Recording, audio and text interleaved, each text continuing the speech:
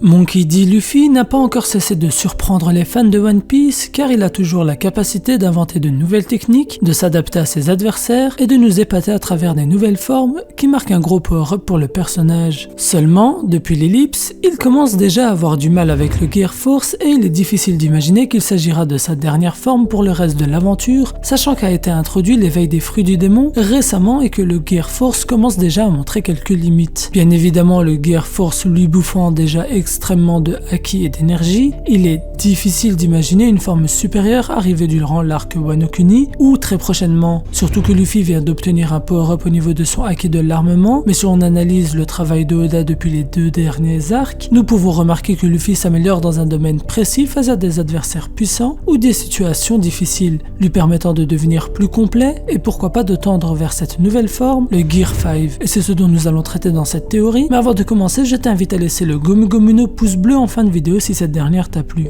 Je n'apprends rien à personne, Luffy est un génie du combat. Il a toujours su se surpasser et utiliser ses capacités à son avantage. Il utilise le fruit du démon du caoutchouc, censé être un simple paramécia corporel, transformant son corps et sa composition en caoutchouc pour inventer des techniques aussi incroyables et puissantes les unes que les autres. Il a installé un système de gear, renvoyant la boîte de vitesse d'une voiture, nous rappelant qu'il y a minimum 5 vitesses dans cette dernière, voire 6 pour certaines. Le Gear 1 est son état normal, il peut utiliser son fruit du démon et ses haki de manière assez basique. Le Gear Second lui permet de pomper le sang très rapidement, augmentant la pression sur le cœur et accélérant sa vitesse de manière considérable et donc augmentant aussi sa puissance de frappe. Il gonfle ses os d'oxygène pour le Gear Third afin d'avoir un membre aussi grand que celui d'un géant, le rendant beaucoup plus lent mais augmentant considérablement sa puissance de frappe. Le Gear Force va gonfler ses muscles d'oxygène d'une manière plus équilibrée dans son corps que le Gear Third et va l'induire de hacker de l'armement. Il possède 3 sous-formes pour le Gear Force, le Bandman qu'on considérera comme la forme de base, où l'équilibre entre la puissance et la vitesse tend vers la puissance. Le Snakeman où il gonfle bien moins ses muscles, perdant ainsi un peu en puissance mais obtenant une vitesse incroyable. Et le Tankman,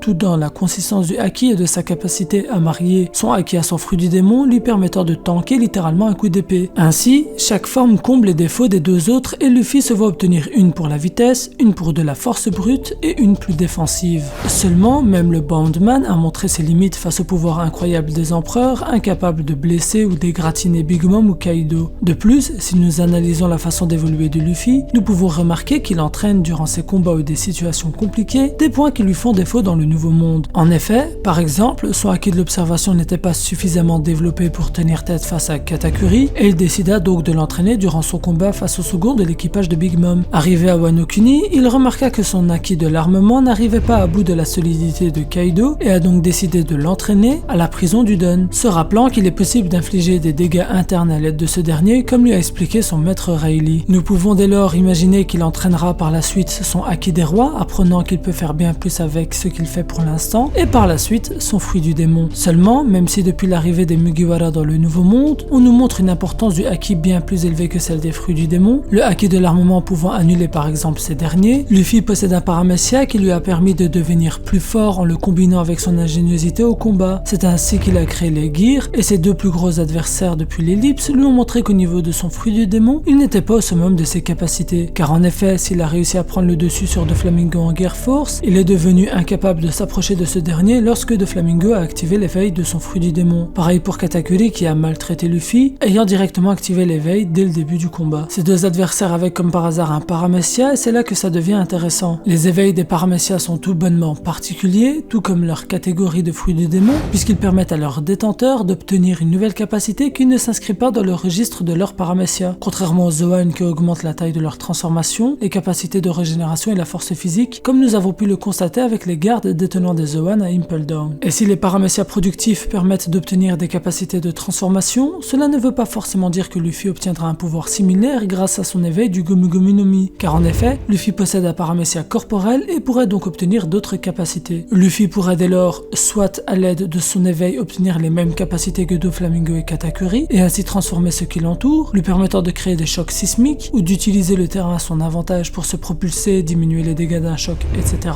Ou bien obtenir un nouveau pouvoir inconnus encore dans One Piece. Pour cette partie, je vous invite à en débattre en commentaire avec moi. Selon vous, Luffy obtiendra-t-il de l'éveil les mêmes capacités que Doflamingo et Katakuri, ou obtiendra-t-il de toute nouvelle capacité propre aux paramécia corporels? Moi personnellement, je pense à un procédé du caoutchouc qui permet d'obtenir des résultats incroyables, et ce dernier s'appelle la vulcanisation. Cette dernière est une opération chimique consistant à incorporer un agent vulcanisant à un élastomère brut pour former après cuisson des ponts entre les chaînes moléculaires. Cette opération rend notamment le matériau moins plastique mais plus élastique. Il faut savoir que la vulcanisation permet notamment la résistance à la traction, au déchirement, à la fatigue, à la chaleur et le rebond élastique. Des points qui sont déjà apparus dans les différentes formes de Gear Force, je vous le confirme. Cela expliquerait notamment comment Luffy peut prendre des virages secs avec ses bras lors de ses techniques Python en Snake Man, puisque ses membres résistent au déchirement grâce à la vulcanisation. Le rebond élastique nous rappelle directement la forme du Boundman, incapable de rester sur place puisqu'il rebondit sur tout et n'importe quoi. Et pour que le caoutchouc obtienne ses capacités, il faut que sa température soit élevée, expliquant ainsi la fumée qui émane du corps de Luffy, qui comme pour le Gear Second doit augmenter sa propre température corporelle. Si la température est élevée, le caoutchouc vulcanisé peut supporter une élasticité de 1000% parfaitement réversible, tandis que lorsque la température est plus basse, il reste à 100% maximal. Cela pourrait expliquer la forme Tankman, qui dégage moins de fumée que les deux autres, et qui pourrait supporter moindre en termes d'élasticité, absorbant alors le coup de Crackers. Nous avons pu voir un premier jet de la résistance à la chaleur grâce à l'utilisation du Red Hawk par Luffy, et je pense que Luffy ne maîtrise pas encore parfaitement cette dite vulcanisation, qui pourrait lui permettre, à l'aide d'énergie électrostatique, de générer de l'électricité ou du feu sans problème grâce à de l'énergie mécanique générée par le caoutchouc. Luffy abandonnera alors les formes imposantes pour revenir à quelque chose s'approchant plus du Gear Second ou du Snake Man, mais avec un équilibre plus global, étant donné que grâce à la vulcanisation avancée, il pourra obtenir des capacités défensives et offensives sans forcément trop gonfler ses muscles et ainsi tenir plus longtemps en combat. Bien évidemment, le haki de l'armement est primordial pour cette dite vulcanisation et nous pouvons imaginer que son power-up à Udon l'aidera à s'améliorer dans ces domaines. De plus, Luffy touche certains systèmes corporels pour devenir plus fort à chaque gear différent, ayant utilisé le système sanguin pour le Gear Second, le système osseux pour le Third et le musculaire pour le Force. On peut imaginer qu'il ne lui manque plus grand chose autre que le système nerveux et endocrinien. Cette partie de la théorie vient d'une théorie que j'ai lue sur internet, vous trouverez un lien en description, mais c'est très intéressant comment il avance que grâce à son système endocrinien, il pourra générer de l'électricité et grâce à un autre système accélérer les messages dans le corps à l'aide de pulsions électriques, rendant les réflexes instantanés, rappelant la forme de l'ultra instinct de Son Goku dans Dragon Ball Super. Il met en évidence les inspirations de Oda pour créer le Gear Second, qui est bien évidemment inspiré du Kaioken de Dragon Ball, et souligne qu'il s'agira, tout comme pour Eneru, d'une combinaison acquis de l'observation fruit du démon qui lui permettra d'améliorer ses réflexes et cet état d'ultra instinct. En conclusion, Luffy doit encore évoluer s'il veut espérer arriver à ses objectifs, et il le sait plus que quiconque, et c'est pour ces raisons qu'il profite de dangereux adversaires ou de situations difficiles pour entraîner un point qu'il ne pouvait pas entraîner autrement. Les deux acquis sont déjà passés et il manque le haki du roi et son fruit du démon qui attend d'être éveillé. On peut imaginer que le haki des rois aura un lien avec Shanks et sera central à son intrigue, mais pour son fruit du démon, je ne sais pas quand il pourra l'éveiller, sauf si cela vient comme un power-up à un moment donné, grâce à son expérience, car je le rappelle, nous ne savons rien des conditions de l'éveil. Luffy montre qu'il commence petit à petit à utiliser la vulcanisation lors des différentes phases du Gear Force, mais pour aller plus loin pour le Gear 5,